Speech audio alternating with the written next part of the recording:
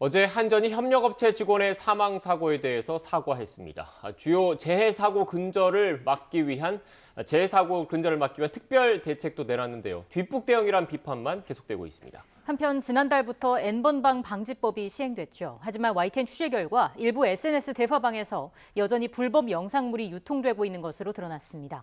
이용혁 건국대 경찰학과 교수와 함께 관련 내용들 짚어보겠습니다. 어서 오십시오. 네, 안녕하세요. 네, 안녕하세요.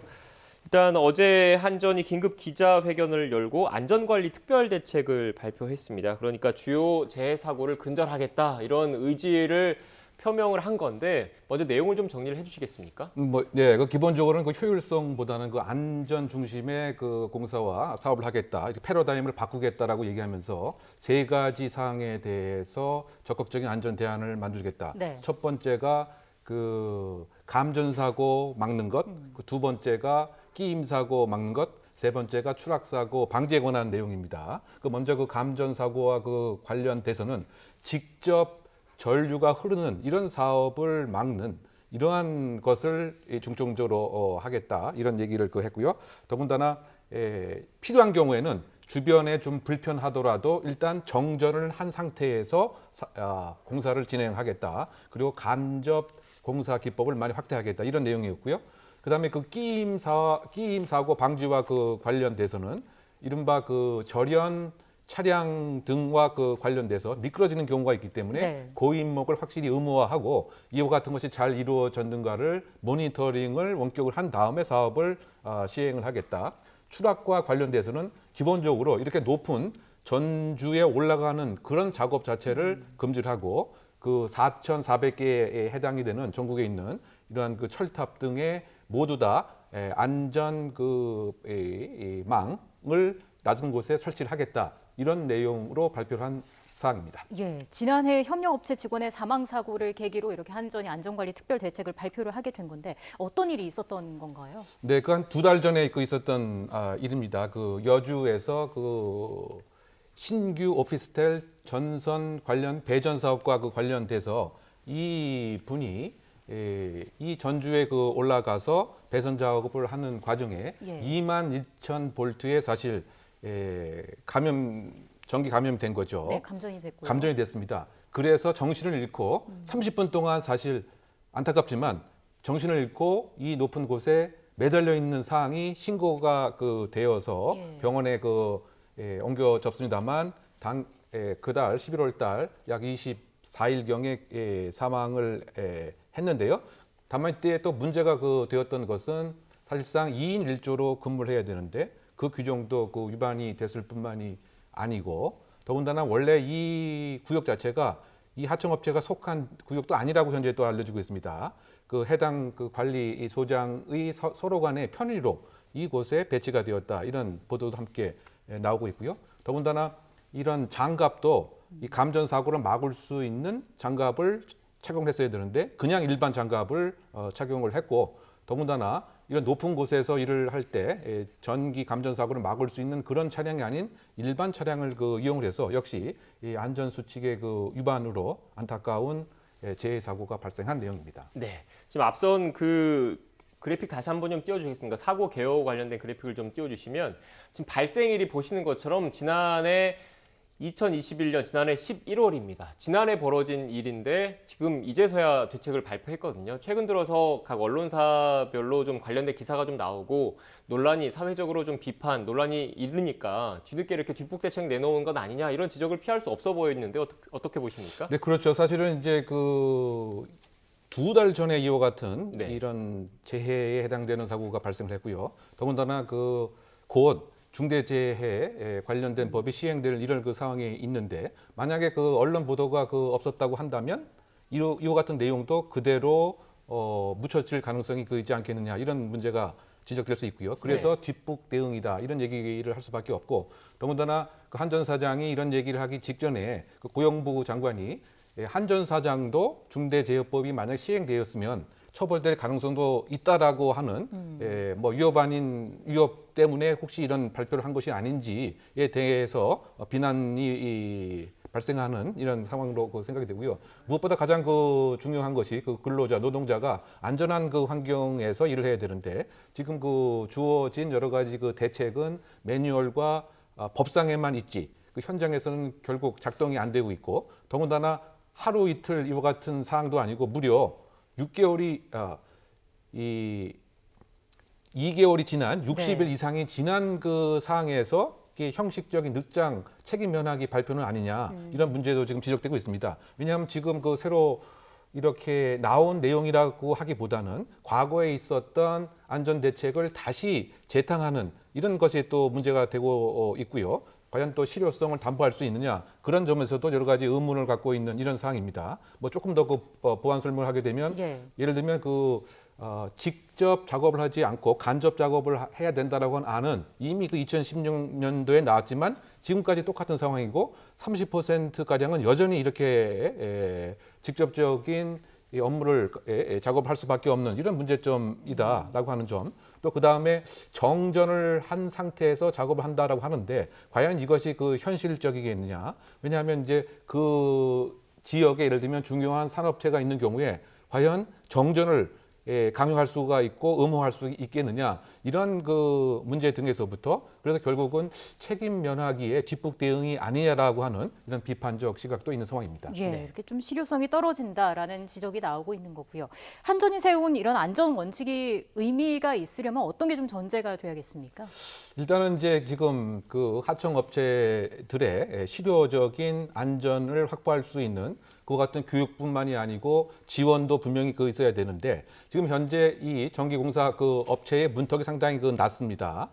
소위 신고만 하면 언제든지 할 수 있는 것이기 때문에 이 문턱을 좀 상향 조정할 필요가 있지 않느냐, 허가제를 실시할 필요가 있지 않는가 이제 그런 생각을 해봄직하고요.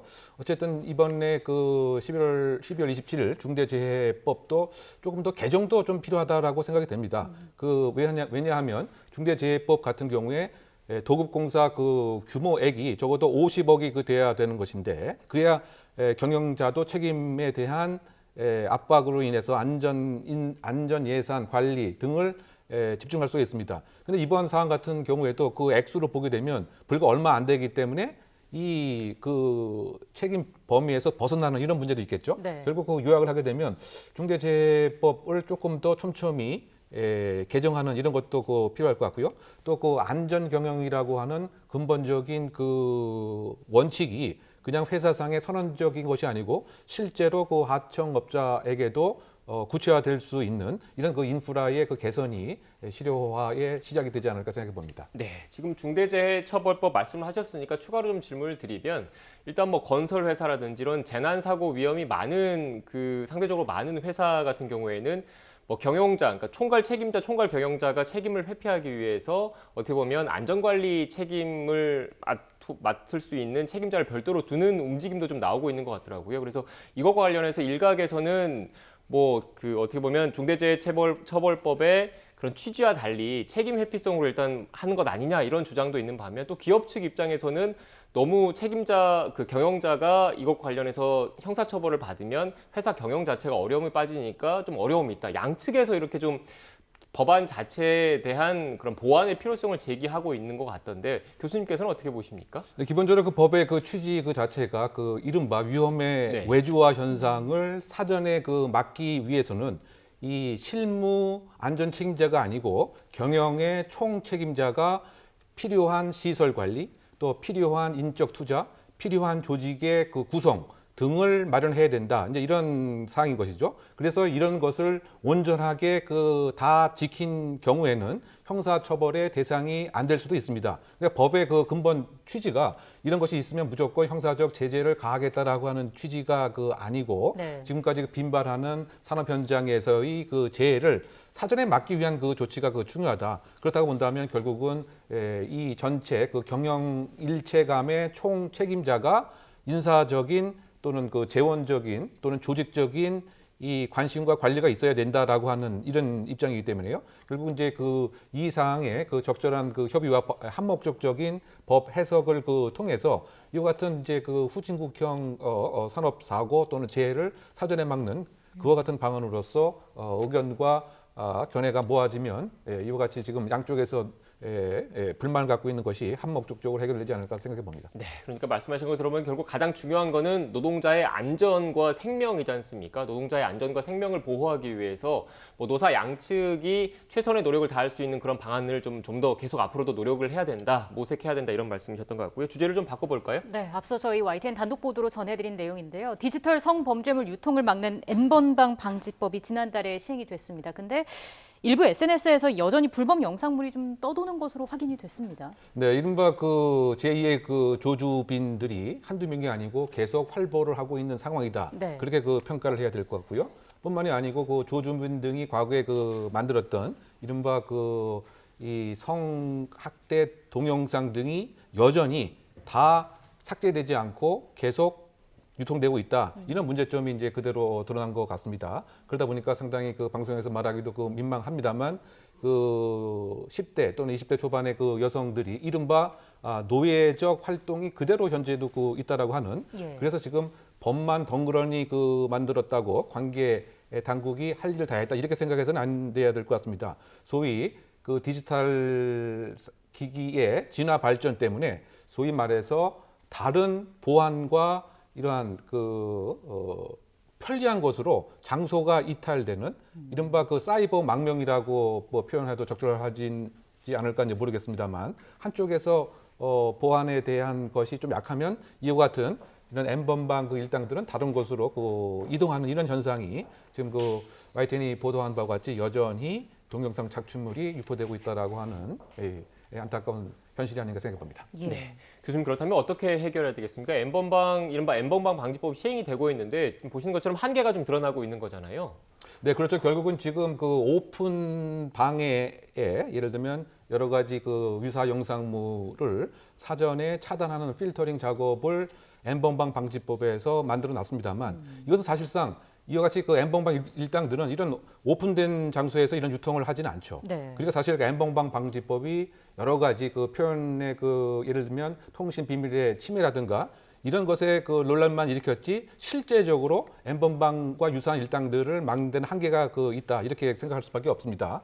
그러다 보니까 그 제 개인적인 그 생각으로는 이른바 그 위장 수사의 범위를 확대할 필요가 있다라고 그 생각이 됩니다. 즉 내가 혹시 이와 같은 것을 유통하는 것에 언제든지 발각될 수 있다라고 하는 그러한 범죄 억지력을 포함하는 이런 그 대안이 좀 필요하지 않을까 생각이 되고요.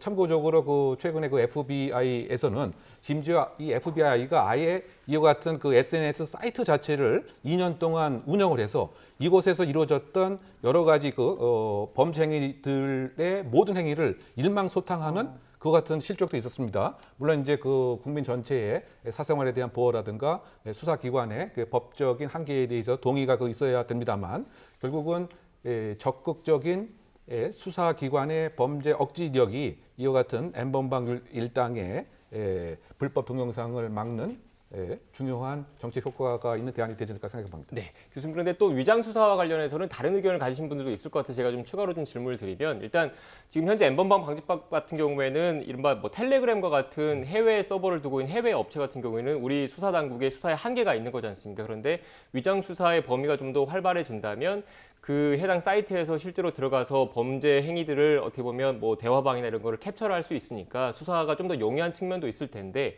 또 한쪽에서 또 지적을 하시는 분들 같은 경우에는 원래는 범죄 의도가 없었는데 위장 수사를 통해서 범행을 유도하는, 범행을 만드는 이런 그 공권력 남용도 있을 수가 있다 이런 주장도 하시는 분들이 계실 것 같아요. 예, 지금 현재에도 사실 그 아동이 등장하는 이와 같은 이제 그 불법 성착취 동영상은 위장 수사가 허용되도록 되어 있습니다. 거기에도 여러 가지 요건이 그 꼼꼼하게 마련되어 있습니다. 지금 말씀처럼 이른바 그 범의 유발형은 아예 여기에 해당도 안 되는 것이죠. 단순하게 기회만 제공이 그 되었을 때 여러 가지 신분을 좀 감추고 또 결국은 이 사이트에 누가 주요 인물인지를 빨리 포착해서 지금 현재 많은 고통을 겪고 있는 이와 같은 피해자들을 미리 사전에 빨리 구출할 수 있는 이런 그 장점도 있습니다. 그래서 결국은 처음에 아예 생각도 없던 사람들을 꼬드겨서 이른바 이렇게 그 동영상을 만들거나 유포하는 이런 것은 허용이 물론 안 되는 것이죠.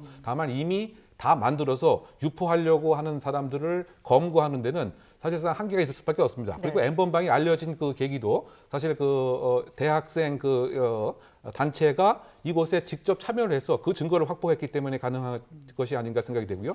그리고 이번에 그 YTN의 그 보도도 지금 확보한 아마 영상들이 중요한 수사의 그 단서가 될 수 있기 때문에 지금은 아동이 등장하는 영상에만 제한이 되어 있지만 이거를 성인으로 확대를 하고 또는 지금 인터넷에서 게재된 여러 가지 성매매 알선에 관한 것도 이와 같은 위장 수사로 범죄 억지력을 발휘할 수도 있기 때문에 지금 제가 말씀드린 법적인 문제는 국민이 동의한다고 한다면 충분히 해소될 문제가 아닌가 생각합니다. 네, 말씀하신 것처럼 부작용을 최소화하면서 또 수사의 효율성을 높일 수 있고 유사한 사건의 재발을 또 방지할 수 있는 그런 또 제도 개선도 필요하다는 말씀이셨던 것 같습니다. 지금까지 이웅혁 건국대 경찰학과 교수와 함께 관련된 이야기 나눴습니다. 오늘 말씀 고맙습니다. 고맙습니다.